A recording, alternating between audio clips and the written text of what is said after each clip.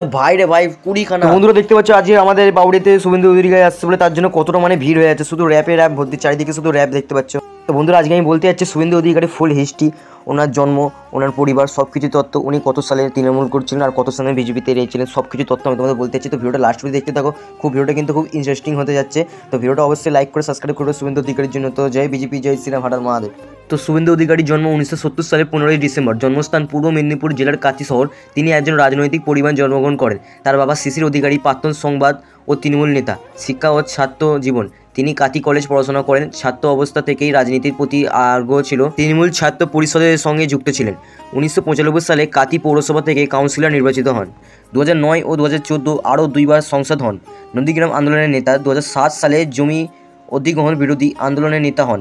নন্দীগ্রামে মানুষের আন্দোলনকে নেতৃত্ব দেন। তার নেতৃত্বে সিপিএম সরকার বড় চাপে পড়ে।